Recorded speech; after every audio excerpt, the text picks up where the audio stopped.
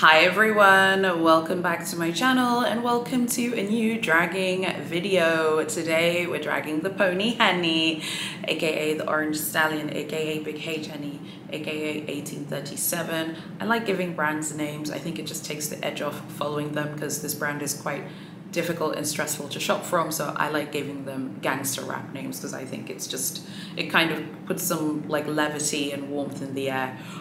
So let's get started. The first boutique is the boutique, the Big H boutique in Beverly Hills in California in America.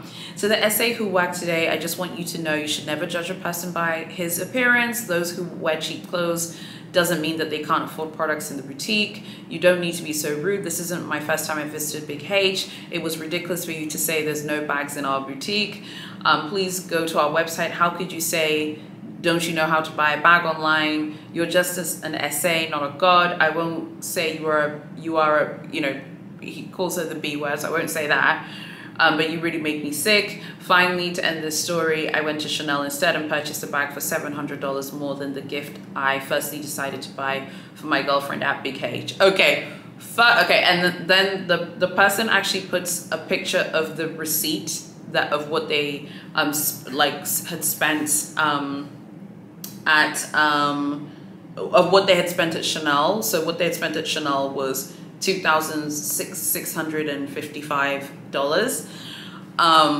I even told my husband this, like a few $1,000s is a lot of money. $1,000 is a lot of money. But for luxury brands, it's not really that much, just because there's so many people relative to the brand who can spend so much. And then you're shopping at the Beverly Hills boutique in California in America, one of the most competitive boutiques in America for sure, no question about it. You spent $2,655 at Big C, and then you said here it was more than you spent $700 more at Big C. So that means that the bag that the person was trying to buy was maybe $1,000, like, I don't know, 1,700, 1,000 whatever, and some change or something. Like, I don't know. I mean, I don't really understand what people are trying to achieve when they like post their receipts. Like, you're posting your receipt, you spend $2,655 at Big C. There are people who spend $26,000 at Big H Honey, like, normally. Like, there are people who spend that every single month at Big H. There are people who spend that, like, they can go in one day and spend 26K, let alone $2,655. I feel like people need to, like, also the internet is free. You can go read up online and you can read up, like, you know, the tea. We all know how it works at Big H.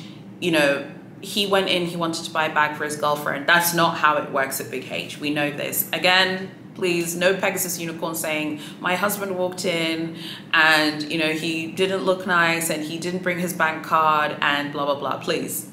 Let me stop you right there. We're not doing this. We all know how it works at Big H. We know that there's a game. Even for men, there's a game. And I do think that they are aware that they've been making it easier for men. So they want to make it a little bit difficult now for the boys, okay? They want to make it a bit harder, and I think that they are doing that. So if he thought he was going to walk in there and get a Becca or Kelly and not have to play the game and be loyal, like, I have news for you. You don't need to call the essay a B word. The essay's doing their job. So I don't agree with that. The next one is also from the same store. I visited this store where there are more employees than visitors. However, upon entering the boutique, no one even bothered to approach and ask me what I needed. I looked around hoping to find at least one friendly staff member. I approached, they acted as if they were doing me a favor. I approached a girl and explained that I needed to exchange my shoes for a larger size. I went to the third floor and the situation was the same. Employees were everywhere seemingly doing something, but in reality nothing was being done. Once again, I wandered around the department and approached the employee who was leaning against the railing. I explained to him what I needed. He exchanged it, brought me the right size. I flew out of the store like a bullet. As a result, I felt unpleasant, disappointed. Employees were more interested in their own affairs than meeting needs of customers. No one has shown the slight desire to help me or make my shopping experience enjoyable. I hope the management will pay attention to this behavior. After all, satisfied customers are key factor in the success of any business. I don't recommend this store to anyone. I'm not going back. Okay, so a few things, right, which I think is worth mentioning. I think that a lot of people are not aware that, like, when you're doing like an exchange, like, the boutique is not making any money from you. They've already made money from you. So I think that the kind of idea that, like, they're gonna fall all over you and offer you champagne and roll out the red carpet for someone exchanging an item doesn't sound like this reviewer has like connections at the boutique and doesn't have relationships. Again, no Pegasus Unicorn saying I exchange things all the time. We're not talking about people who have connections and relationships at the boutique. We're talking about the fact that this was like a tourist who just walked in and ended up getting dragged. You know, we're not, you know, necessarily just talking about that. So I think, you know, I think in this kind of like situation, right, the problem is that I think people have very high expectations for treatment, but don't understand that treatment is linked to spending money. And whether you like it or not, yes, there'll be those experiences where you're treated really nicely and you bought one small thing. That does happen, but generally speaking, particularly brands like Big H and Louis Vuitton and Chanel and Dior and the top tier brands that post massive numbers, they post massive numbers because they sell a lot of product, they make a lot of money. You don't make money by, you know, indulging in people who are not going to be spending a ton of money. You make a lot of money by selling product to people who will spend a lot. Not saying that it was right that she was ignored, but she wasn't there to buy something. She was just there to exchange a pair of shoes. She wasn't there to buy anything. So the fact that the idea that they should roll out the red carpet for you and you're not buying anything, I think is a little bit like, I don't know, I just think the person's maybe in denial of how luxury shopping is working now. Maybe a few years ago before the panoramic, but now that is not how things are working. Okay, the next one is, this is the boutique, I believe this is the boutique in Boston. My husband and I had a bad experience here. The SAs are really unhelpful, no one greeted us. Do you guys get paid extra by Big H to be this way? We had a decent purchase history with Big H, but even if we didn't, you shouldn't treat clients like this. You don't know how much money one is willing to spend. We wandered around the boutique for 15 minutes. No one acknowledged our existence, just glanced at us like we're not worthy of their time. We tried to break the ice by asking about newly released Big H Apple products. The SAs just rolled their eyes and said they didn't carry the Big H Apple collab. The SA who worked on, and then they named the date, needs to be sent into more training or be fired from their job. Oh, I don't know about getting people fired. There were 1 to 2 more customers in the store. Neither of them looked like they were being helped. You wonder why the boutique is empty. Yeah, I mean, you know, again, we've talked about this many times before. In a lot of these dragging reviews, there are a lot of people who I think, again, misunderstand how things work. They claim to have a big purchase history at a decent purchase history at Big H. If you have a decent purchase history at Big H, you know how Big H works then in terms of walk-ins. You know that you're paired. It's one-to-one service that the SA is like basically going to help you and walk with you throughout the whole store. So if they walked in, it means it's highly unlikely that they were not offered help at the door. Okay, they probably were and said, we're just looking. And I think this is something that a lot of people in dragging reviews fail to mention because they want to create an image, or they want to kind of like create this story that they were like treated really badly. But all luxury boutiques, Big H included for the most part, when you walk in there, with the exception of obviously like the Mothership boutiques and the Mothership store in Paris, you can just walk in there and look around and you just flag someone down to help you. George Sank, there's literally at the door, they're ready to pair you with an SA. And at the Sev location, there is, like, when you walk in, there is like a place where there are a bunch of SAs huddled around, and you could be like, you can walk in and be like, hello, I'd like to buy something. Okay, great. And then they pair you with someone. Or you can just walk in and look around on your own. I don't think that you really can complain about it if you're walking in and you're not saying that you want to buy something. Maybe they walked in and they were like, oh, we're just looking around. Okay, if you're just looking, I mean, why should they run over to you and try and help? You're just looking, you're browsing. I don't really understand that. I think that they left out some information, me personally, because knowing the way Big H works, like, they will try and pair you with someone, or you have the option of being paired with someone. Obviously, I haven't been to this boutique and I respect that, but I'm just saying the option of being paired with an SA is there in most Big H boutiques, at the entrance or close to the entrance for the most part, or there'll be like a hub where there are a bunch of people standing and you can go and get help. So I don't know if I agree with them. You have a decent purchase history at Big H before, you know what time it is. You know how it works. The next one is from the Big H Boutique in Vancouver in Canada. I walked in with my mum to have a look. We actually had the intention of buying a silk scarf, but the women working there took one look at us, didn't even ask if we needed anything. We approached one lady to ask to see the products displayed, but she acted like she was too busy, didn't have time for us. I really wanted to enjoy the shopping experience at Big H, but the SAs that day were more interested in helping other clients. We felt discriminated against, so we left without buying anything. Yeah, again, very unfortunate, but you know, I think it's really interesting. Big H, you know, has a lot of clients who love silks and scarves and stuff, but I feel like as the brand has become this huge, massive brand, particularly in the past like 5-7 years, clients who just want to buy silks, like maybe just want to go to the store to buy one silk item, unless they know you, I just feel like Big H is just like, we don't really care, girl. You know, it's very unfortunate that she got dragged going there with her mom. I would feel very sensitive about that, but I also, being that I know how Big H is, I wouldn't put my mum through shopping at Big H like without making an appointment. And if you make an appointment, they're going to expect you to buy way more than just one scarf. So not saying she deserved the treatment, but I'm just saying this is a sign of the times. Okay.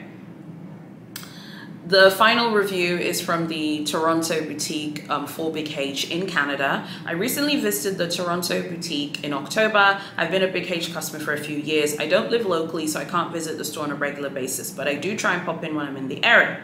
I previously connected with an SA. She names the SA. We'll just call the SA Toronto for the sake of this review, because I've always said I don't name the SAs because they can't defend themselves and we don't know what happened. So I'd previously been connected with an SA, Toronto, whom I had purchased a bag from, a scarf and other items with. In fact, I purchased many items from this location. I had previously had quite good experience with customer service. More recently, your policies have changed. I was treated very poorly. This is unacceptable for a luxury company. During my visit, we arrived 15 minutes before closing. I was very rudely helped, not by Toronto, but I did ask her, and I was told Toronto was not available and that they were closing, but they could quickly show me scarves I could buy one. I didn't want to make a hasty purchase as I didn't have a specific scarf in mind, but I wanted to browse what was new. I said I was happy to come back the next day, and could I make an appointment with Toronto? They said no, they don't take appointments. I came back the next day. Hold on, wait.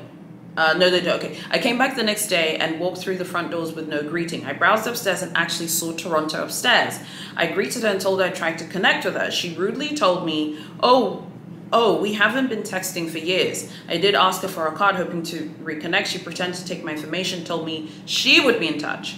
I waited around and finally went downstairs. I heard a lady with an iPad at the door greeting a couple and taking their name. I approached her and said that no one had taken my name, but I approached her and said that no one had taken my name, but I would like assistance. She told me, well, I'm right here taking names, and added me to the list. At this point, I was super turned off. I'd intended to buy a scarf, shoes, and belt that weekend. I'd waited a few days for Toronto to reach out. I wasn't contacted. I then initiated a contact by myself via the email she gave me. It's now been a few days. I've yet to hear back. This is terrible customer service. I'm not sure if this is a standard or one-off situation.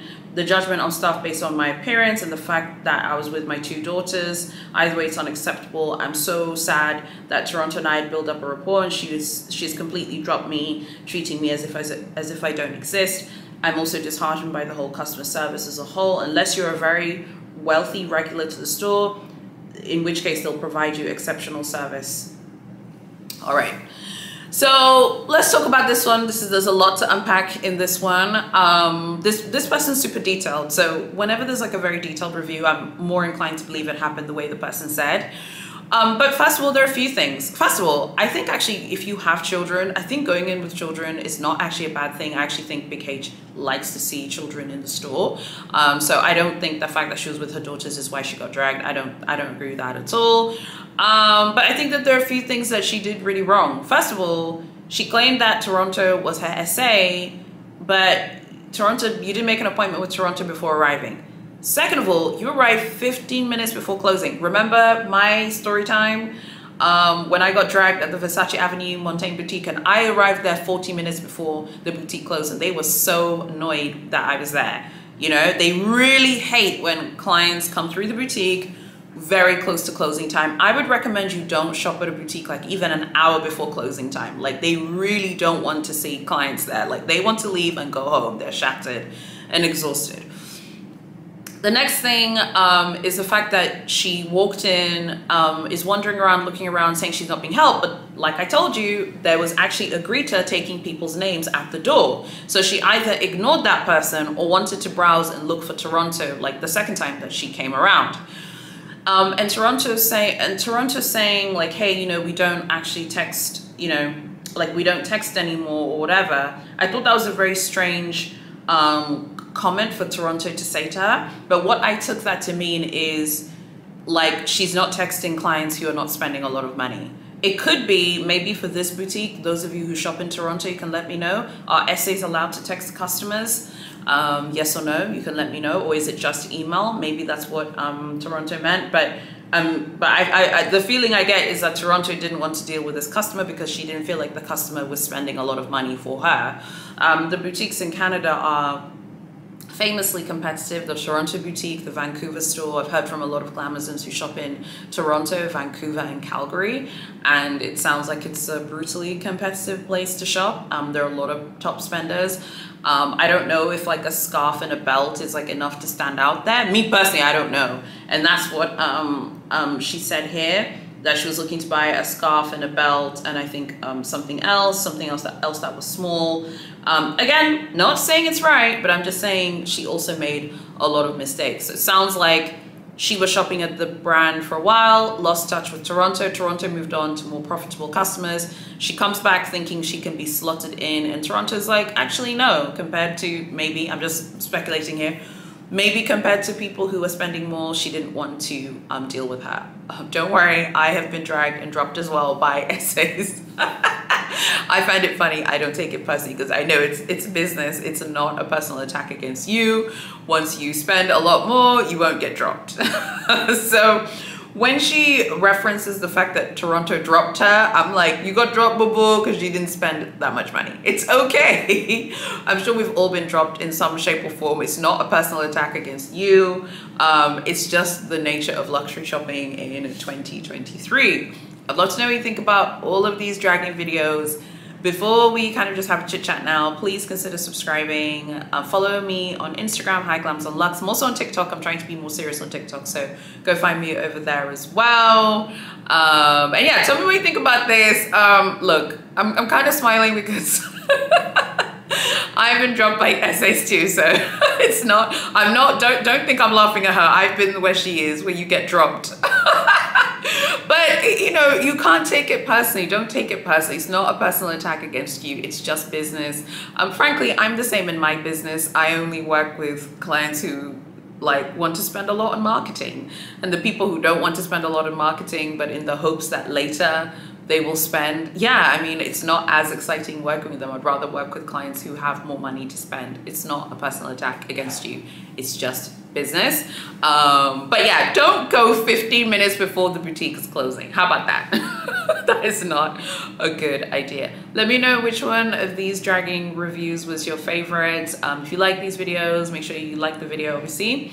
And go find me on Instagram, Haya Glams on Lux. I'd love to get to 1,000 followers on Instagram before New Year's Day. I would love that. So if you haven't followed me on Instagram yet, please go follow me. Haya Glamazon Lux. Haya Glamazon is my personal Instagram. Don't go follow me there because it's just me posting random personal stuff, but go follow my luxury Instagram, Haya Glamazon Lux. Thank you so much for watching, and I'll see you guys very soon in my next video.